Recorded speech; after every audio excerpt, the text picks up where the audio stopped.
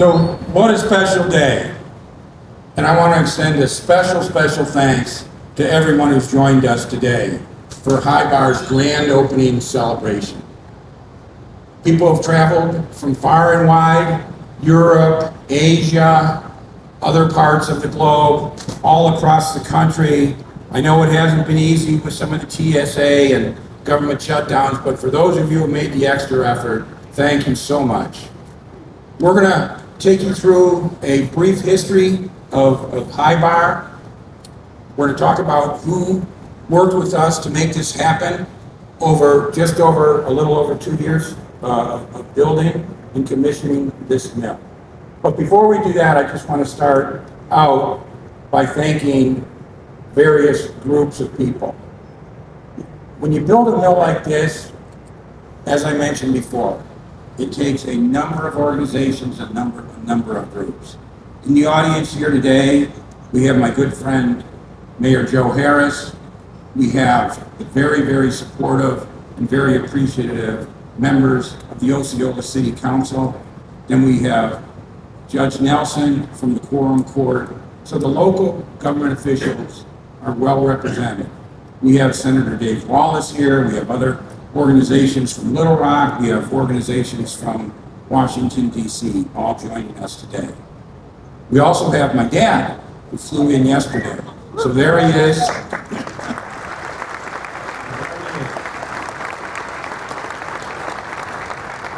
They saw him with the Highbar jacket. They almost put him to work this morning. So what you can see up on the screen there, that is the sun rising over the mighty Mississippi as we begin another day of production at Highbar. We've accomplished a lot since we formed this company in August of 2023. We had 3 employees, $1 billion in the bank, 1,300 acres of farmland. And we were almost like the dog that caught the car. What do we do now? Well, you're going to find out today what we were able to accomplish. We had 3 goals when we formed this company. One was to build the world's most technologically advanced scrap metal recycling steel production facility. You say, what's that? Well, it's the steel mini mill you see up here. We are at heart, however, a recycler. Old cars, old refrigerators, old buildings that are torn down, that's our raw material. We also had the plan to build the largest behind-the-meter and battery storage facility. People always ask me, they say, Dave, what's behind the meter? Well, what that means is when the sun is shining, the sun hits our solar panel, goes across our own transmission line, and right into our operation. A lot of people will say, hey, we built a solar project or we built a windmill farm to feed our facility. Well, it really doesn't feed their facility. It's nice that they've made those investments, but if your solar facility or wind farm is 100, 200 miles away from where your industrial operation is, once that electron gets produced and gets put up on the power grid, it gets all mixed up with coal-fired electrons, nuclear, biomass, etc. Here, because it's behind the meter, we can, without a doubt, say that our steel was produced using 100% renewable power. The only steel company in North America that can make that claim. We also said, while we're at it, why don't we build our own Mississippi River port facility? And with the Corps of Engineers' assistance, with the Port of Osceola's assistance, with a number of government entities fast-tracking the permit process, we were able to accomplish that. So I'm proud to say, mission accomplished. Mission accomplished.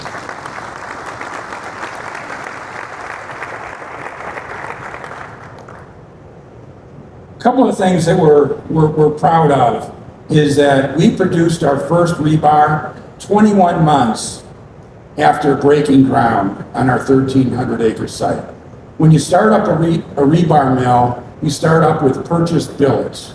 So our good friends at a company called Steel Dynamics that our board chairman, Mike Stone, and I started 30 years ago was kind enough to sell us some billets. So we wanted to produce steel in 21 months, we did it. We electrified our operations using electrical power from our good friends at Entergy Arkansas in August of this year. We were the world's first Aura system. Well, what's an Aura system? An Aura system is an electrical control system that when we get it all dialed in, we'll have a 5% energy efficiency savings. And you say, well, 5%, that's not a lot. Well, yes, it is when you spend the amount of money we spend on electrical power every day. Now, when we bought the Aura system, I had no idea I was going to be the world's first. I was supposed to be the world's second. The first one was going to be in Vietnam, but that project got canceled. So all of a sudden, we have to go through all the trials and tribulations of being the world's first. And there was some sleepless nights for a while there as we were leading up to the month of August. We struck our first arc, began melting our scrap metal on a regular, consistent basis in September, and then we shipped our first rebar out in October of 2025. We have a number of our customers here today. Let me say, absolutely, I fully understand that the customers are the lifeblood of our company. We will work tirelessly to earn your trust and respect. We appreciate the opportunity that you've given us in supplying you with some of our early rebar. We're not going to let you down. All right. Who provided the money? $1 billion is a lot of money. I don't care who you are. It's a lot of money. And so these are the investors. These are the owners of Highbar.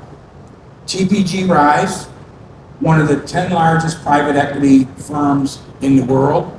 I mentioned earlier Mike Stone, our chairman. Mike, one of the senior partners at TPG. We've been doing this together on various projects for over 30 years. TPG, some of the household names that you may be familiar with, they were one of the original investors in a company called Facebook. They were one of the early investors in a company called Uber, and they've supported our projects, including Big River Steel. They were a large investor when we did Big River Steel a few years ago. Koch Industries, Koch Minerals and Trading. Koch is owned by a gentleman, Charles Koch, who's the 9th wealthiest individual in the world. Koch has operations all across the globe, well over $100 billion in annual revenue. They've been with us now, partners in these deals, for going on 18 years. Like TPG, they were one of the original investors in Big River. All of us then expanded Big River, and we're awful proud of what's going on in this little 5-mile radius here in Osceola, Arkansas. Global Principal Partners, that's a firm that Rebecca Lee, my partner, and I make our investments through. Ari Levy, our CFO, and Julie Payne. So it's a small firm.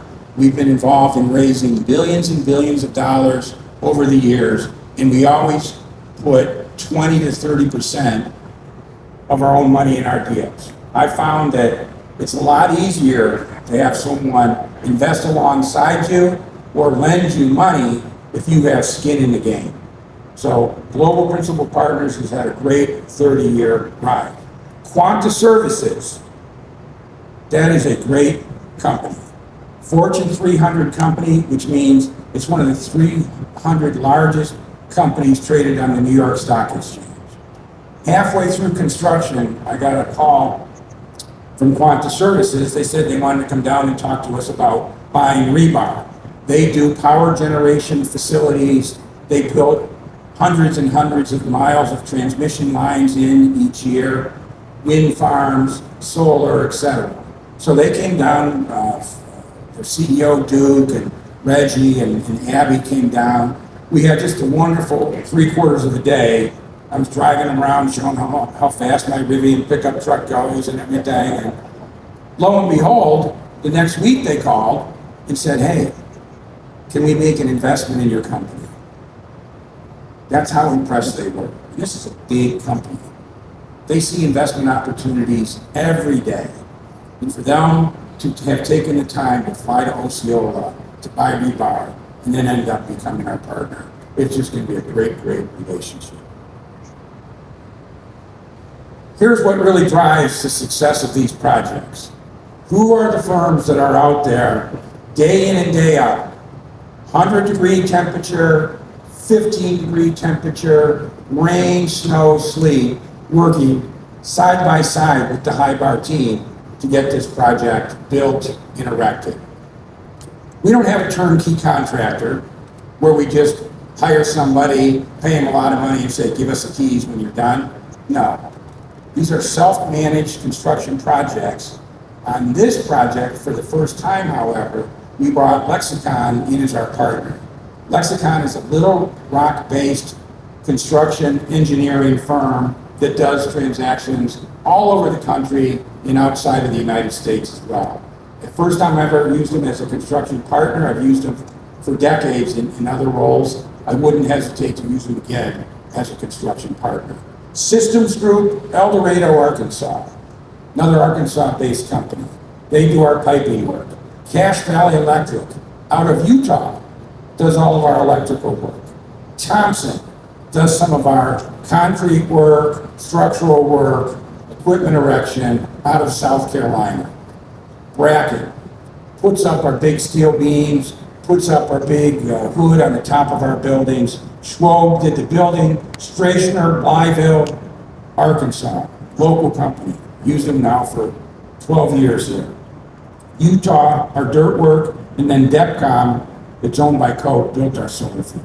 These are the guys and gals that work tirelessly to make this happen. And with the exception of Schwob and Depcom, I've worked with all of them for at least 12 years, and in most cases, 20 plus years. Technology providers, SMS, Prime Metals, Cone Cranes. SMS, German-based company, Prime Metals, global company headquartered in London, Cone Cranes out of Sweden. So this really is a global project. Really is a global project. Financing providers. In addition to the ownership, here's who lends us the money. Okay? And when you borrow money, you got a big responsibility. People have entrusted you with their money, you got to find a path to pay it back. Some of these firms I've worked with for 30 years or so. But Truist Bank, big multi-state regional bank. Goldman Sachs, worked with Goldman Sachs now for 15 years, did the underwriting. Cruz Associates, Arkansas-based company. KfW and Allianz, two German companies. Over my 30 plus year career, they've probably financed 2/3 of our transactions. So for those of you in the audience from KfW and Allianz, thank you not only for your support of Hybar, but your support of all the other transactions we've done.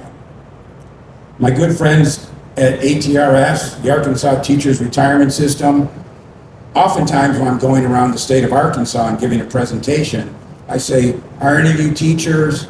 Are any of your family members teachers? Are any of your friends teachers? And if the answer is yes, I say then you own a piece of whatever project I'm talking about. So ATRS is not only a small owner of this company, they're a very, very large debt provider. So thank you. Rod and I think you and I have been working together for 15 years or so now, so thank you. Pine State, Little Rock-based company, has been responsible for hundreds of millions of dollars of financing for our company. They actually started as a private-public partnership back in the early 60s when the governor of Arkansas was Governor Rockefeller. So thanks to the financing providers. The law firms, I wish I didn't have to put this slide up there. I really wish I didn't have to put it up.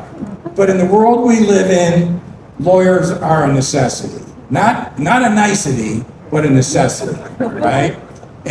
And we've got some of the best law firms in the world listed up there. Some of them from the UK, some of them from Little Rock, the Mitchell Williams law firm, the Quattlebaum firm. So just a great lineup. And although I jest a little bit, I do want to thank the lawyers. We put fast-paced time schedules in getting these projects financed and documented and completed. Okay. One of my favorite slides here. Okay. When you're looking to build an electric arc furnace steel mill, you need reliable, competitive, fairly priced power. And when we first started here, 12 years ago, when we came to Osceola, and at that time with TPG and Coke and SMS and Prime Metals and others, my firm, Global Principal Partners, we said we're going to invest $1.3 billion and build one steel mill. The reason we came, Entergy gave us highly attractive power rates. And we knew we would have power whenever we needed it and as much as we needed. And by the way, that $1.3 billion that we committed to invest 12 years ago, when I make the last payment here on Highbar, it'll be over $8 billion of investment over a 12-year period. And none of that would have happened if we didn't get that first highly attractive power rate. Osceola Power and Light. That is one of the only municipal power companies left in the state of Arkansas. They stepped up. They are providing power to our Mississippi River Port facility, where we're operating our port facility with an extremely large electric crane, one of the largest electric cranes in the United States. I couldn't have been more impressed by being able to enter into an agreement with Osceola Power. Black Hills Energy, they're one of the largest gas pipeline companies in the United States. When we first came here, we had to run a 14-mile gas pipeline down from Blytheville, Arkansas. One of the companies that Black Hill Energy subsequently acquired was responsible for that. And we've got a group of senior executives from Black Hills Energy here. They're going to be extremely busy with not only what we're doing at Highbar, not only what's going on at Big River Steel, but a couple of other projects that are in the pipeline. Linde Gas, they're our oxygen provider. You say, why do you need oxygen? When we put the scrap metal in the furnace, we drop the electrode in, jam it with all of that electricity, we also feed in oxygen, which increases the temperature, reduces the melting time for the scrap. Engineers, some of the best I've ever worked with. In some cases, worked with my entire career. CV Engineering, company based out of Pittsburgh, not one of your big boys, Fluor or Bechtel, with thousands and thousands and thousands of engineers. I like them because if I need a drawing, I want to get a drawing. I don't need 50 drawings. Just give me the bare minimum of what I need. Harbor, out of Little Rock, does our environmental work. Depcom engineered the site. And then Kennedy Jakes, very important. They do our air modeling. Before you get an environmental permit from the Arkansas Department of Environmental Quality, you have to submit a huge air model. To make a change, it takes 3 or 4 days. That's how complicated these models are. We've worked with Kennedy Jakes for many years. Transportation. I hope all of you saw it. How could you miss it? We had the big BNSF locomotive as you were driving into the site, all right? Similar to Entergy, when we were looking to site our first investment here, BNSF was competing with the Kansas City Southern Railroad and the UP Railroad. They stepped up. BNSF's owned by Warren Buffett. They provided us a significant amount of infrastructure financing.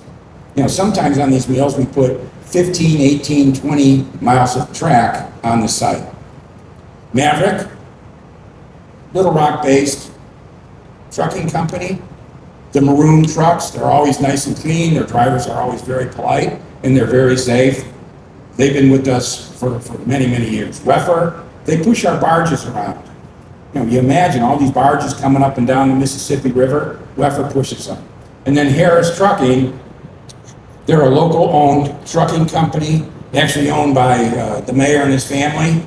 Just because he's the mayor doesn't mean he's going to get business. He's actually got to be a little bit more aggressive on his pricing to get any business. I don't want the city council getting mad at me. So, but they do a great job. And then Coke Minerals and Trading, when you're one of the largest, second largest privately held company in the United States, moving pulp, paper, fuel, all kinds of other materials, you get volume discounts on transportation rates. Because Coke is an investor with us, we share in those volume discounts.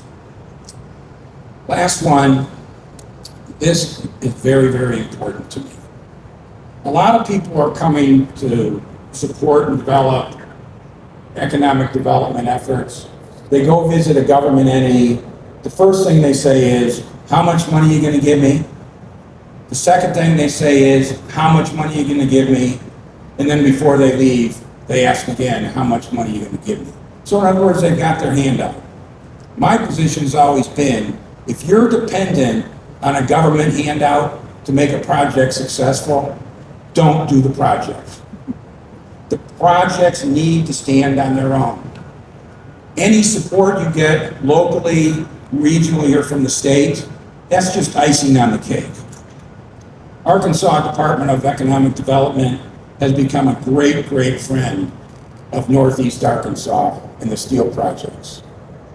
Really just a very, very professional organization run by some top-notch professionals.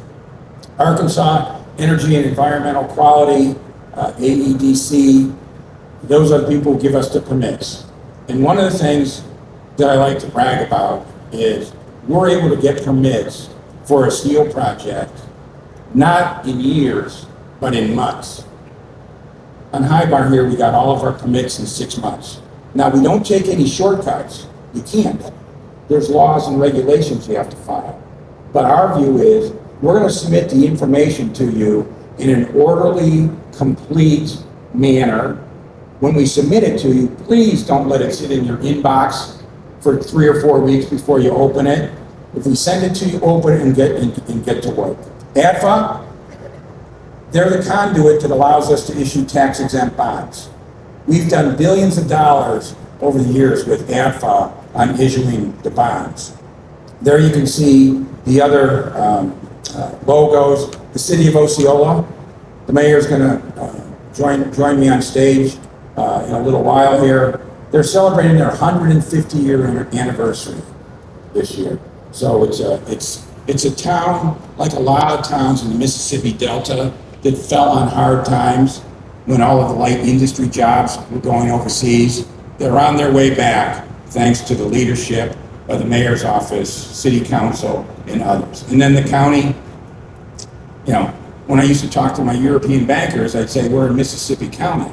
They'd get confused. They said, well, I thought you were in Arkansas. Well, we are in Arkansas, but it just happens to be Mississippi County. So anyway, thanks to the government entities in attendance. All right.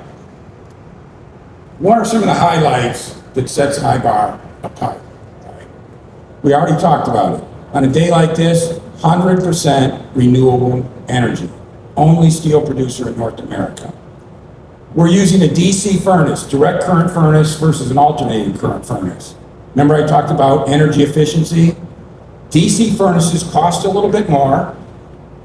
They're a little bit more challenging to operate, but once you get it figured out, you're going to get a 10 to 13% energy efficiency savings. That is significant. We're likely again to be the lowest carbon emitter in the world steel industry. I say again, we've done it a couple times right down the street here with Big River. This county will have 3 of the finest steel mills in the world.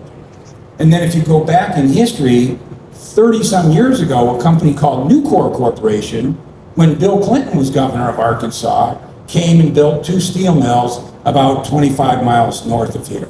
So this area of our country really, as my good friend John Karenni, who passed away a few years ago, halfway through construction of Big River, so I guess really now 11 years ago, used to say, this is steel mill heaven.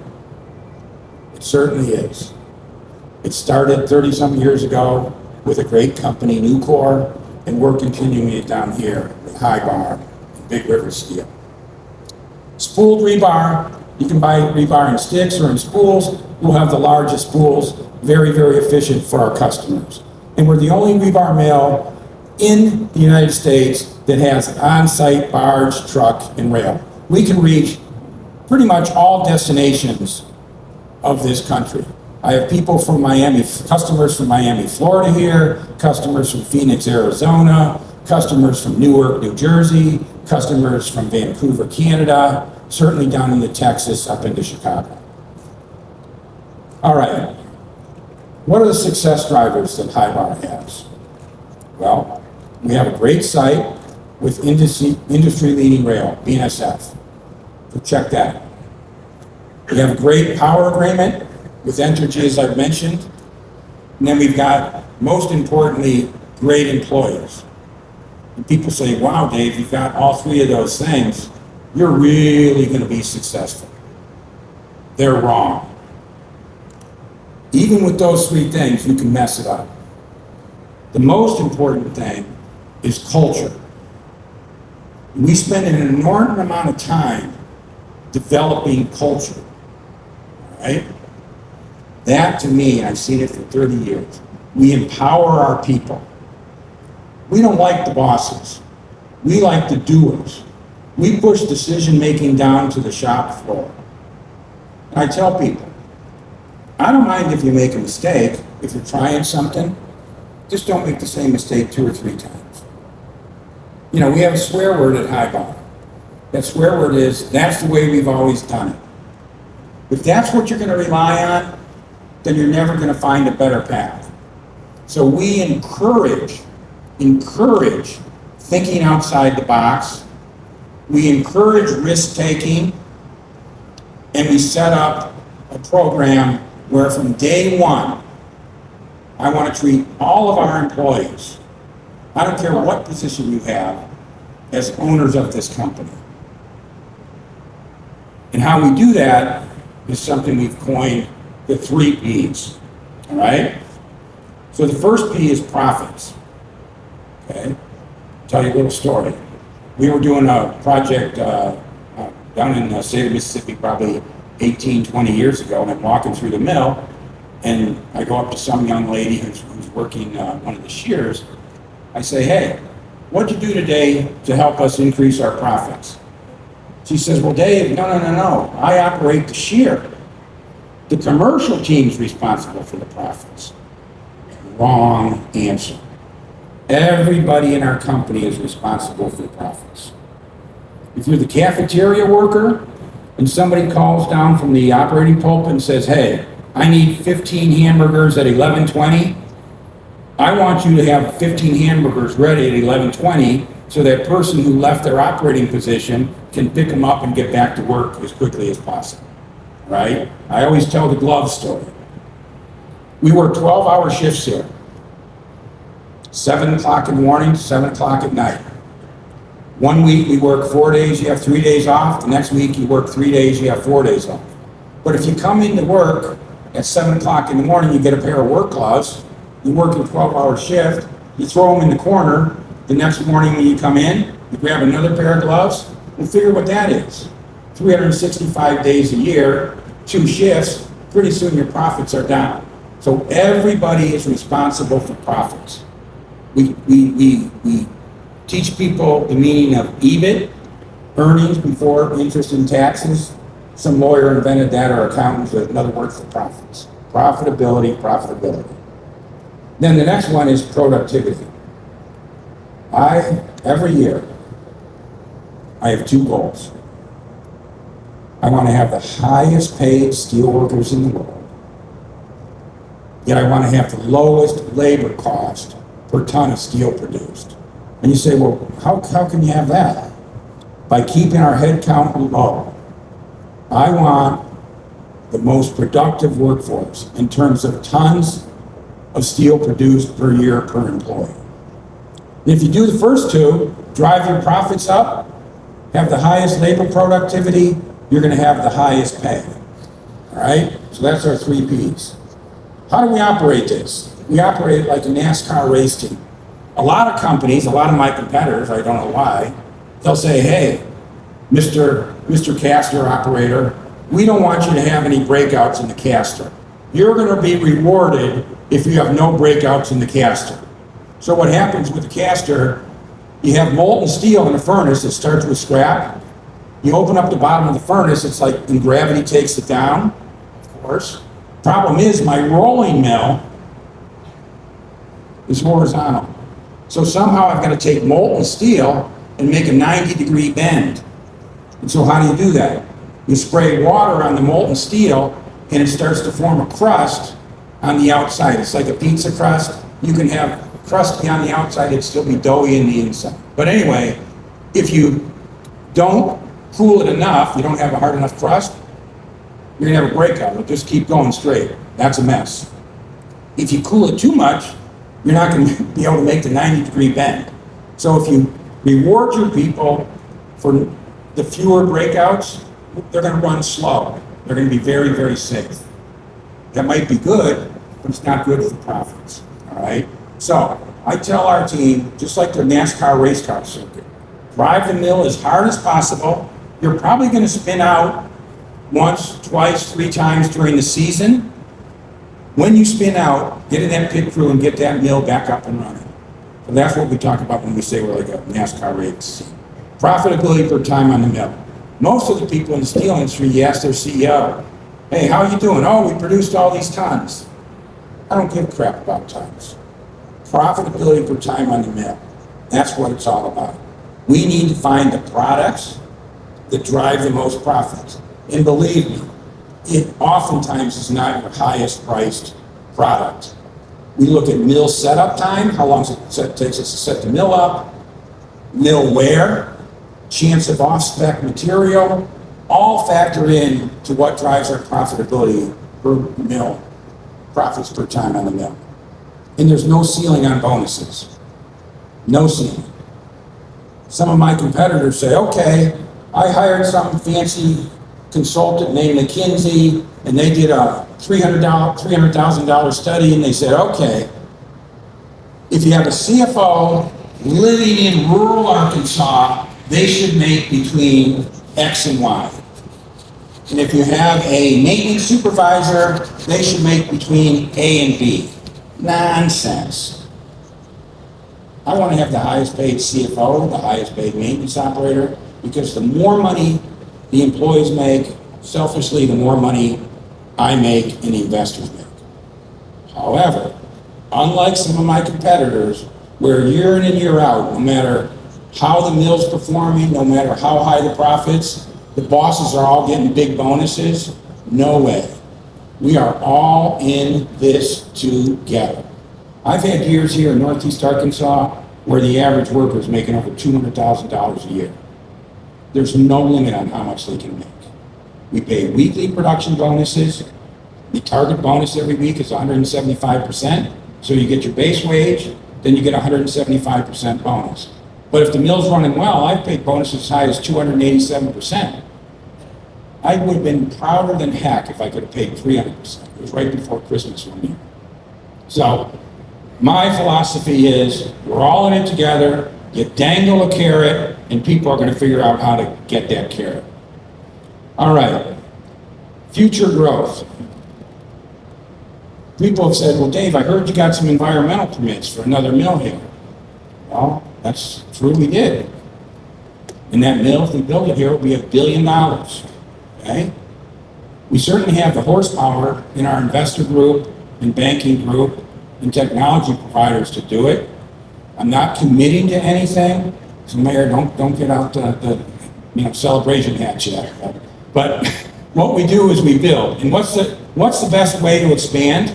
Build where you already know the work environment, the work culture, the power provider, the rail provider, the employees. A lot of my employees say, hey, I've got a brother. Okay, maybe when we expand, that brother can get a job. I've got other employees say, hey, I've got a spouse. Okay, maybe the spouse can get a job. Right? That's what makes this truly what I view, and it's an overused term, but I'm going to use it anyway, like a family. We are taking on the Goliaths. We produce rebar here. There's 2 companies in the United States that's an oligopoly. They produce 70% of the rebar. Here we are, little company, going to produce 6% of the rebar that's consumed in the U.S., not afraid to take on the larger, 2 largest companies. We are quite honored to have been recognized by the Warren Buffett-owned BNSF Railroad for a sustainability award. And Tom, do you want to maybe join me up on stage here? I'd really appreciate it if you would do that. And this award is being provided by BNSF to Highbar. All of the Highbar employees that I see in the back of the room wearing their jackets, along with my dad. So go ahead. Well, I think you said earlier that customers are the lifeblood of an enterprise. Orders may be a necessity, but customers are the lifeblood. And we are truly honored to have you as a customer, have all of Hybar as a customer, and to be your rail transportation partner. And on behalf of Katie Farmer and the entire BNSF team that's here, congratulations. This is an amazing accomplishment in terms of what you're doing to stimulate growth in the industrial economy.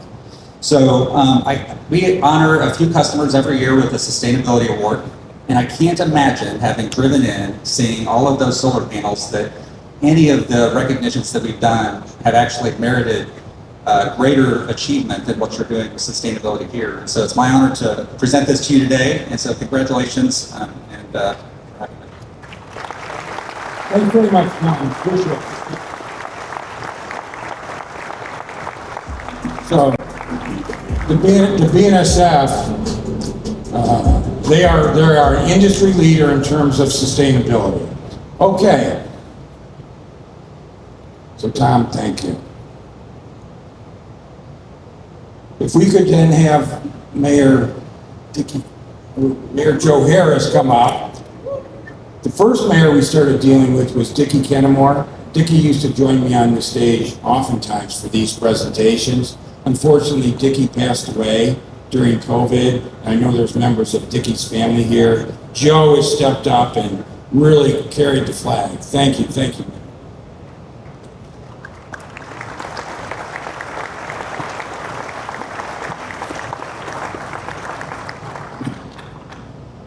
Dave Stickler, in your remarks, you said, don't put on the celebration hat. I've already put it on. Well, good afternoon, everyone. Today's a great day for Osceola. We celebrate the grand opening of Hybar Steel. You know, our community has always known how to work, how to build, how to plant, and how to harvest. But today, with the grand opening you are giving us here today, we celebrate a proud workforce. The young men and women here in Osceola, Arkansas, they know how to work. They are proud of the job that they do here at Big River and other industries. But a few years ago, I met Dave Stickler and John Committee. And I was very, very proud to meet those two guys. But this guy here, he knows how to push. He knows how to push. I'll give him credit for that. But years ago, when I first met Dave Stickler, I knew then that he was going to take Osceola and put us under his wing. He has been a great, great partner for this city. And Dave, I thank you for it. He saw the potential. He saw the help that he could provide here in Osceola, in a small delta town here in the South, sitting on the Mississippi River. Today, Hybar Steel, Dave Stickler and his team are invested in that purpose, bringing good paying jobs, planting a flag that says Osceola is not slowing down. And with Big River still here, we won't slow down. We're now showing that we can do the job. We can make quality steel here in Osceola, here in the Delta. And our workforce can match anybody's in the world. And I say to the workers here, you're not just producing steel 这 here. 是大和的客户， You're producing pride. 客户来发表 You're producing friendships. 就是 You're 点 producing 赞来的， economic stability for your families.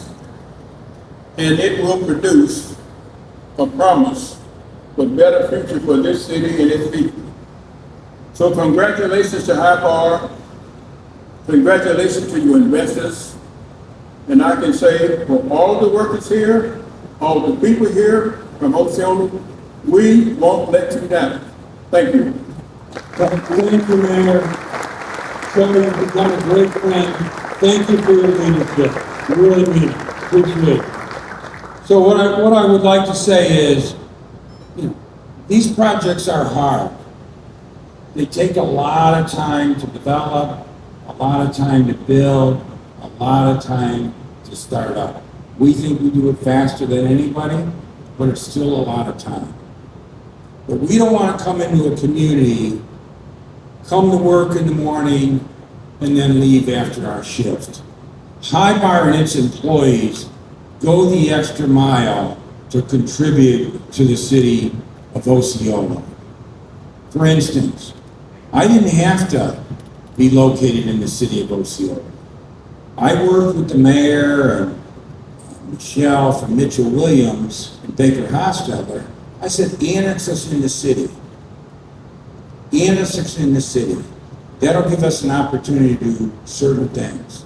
One of the things that we agreed to do is every year, for 35 years, High Bar is going to make a $1 million contribution to the city of Osceola for infrastructure.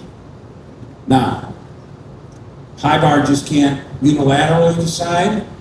I work with the city council and the mayor's office, but for instance, in the heavy rains, sometimes the streets flood. Well, let's expand some of the drainage facilities that we have here. That's a meaningful amount of money to the city of Osceola, and we're absolutely proud to do it.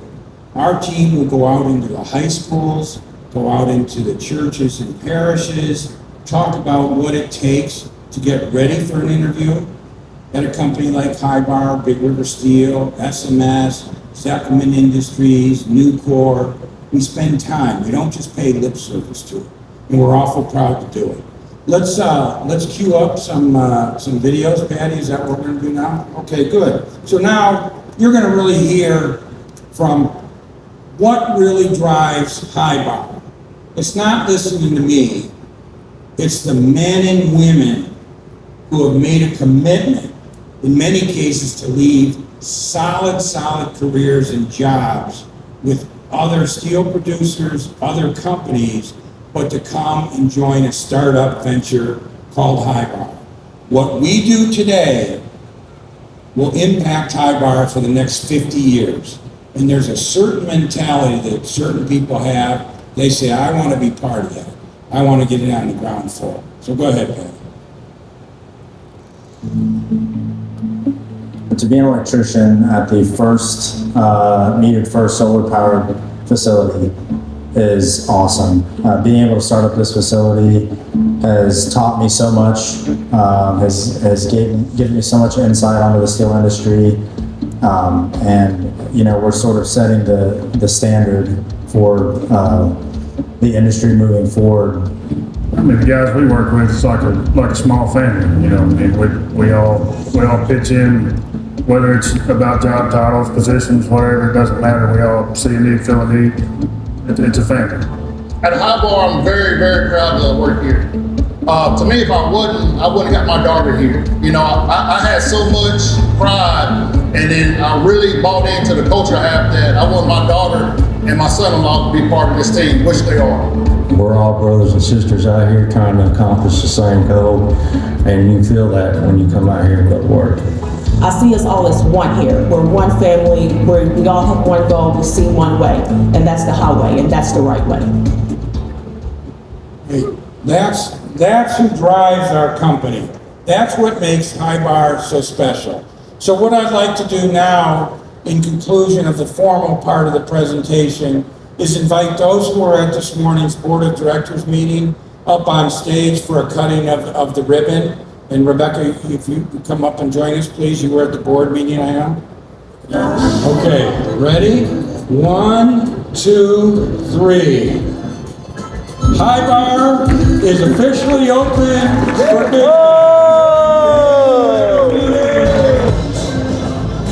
Okay, these are always such memorable events when you're cutting a ribbon on a $1 billion project, and to think a small group of people with a lot of help from everybody in this audience was able to accomplish what we did in a little over over 2 years. What I'd like to do before we conclude is a special thanks to Odea and Corporate Optics who put this event on. My job is very easy, just standing up here and telling the great Highbar story, but hours and hours and hours of work go into putting an event on like this. Let's give Odea and Corporate Optics a round of applause.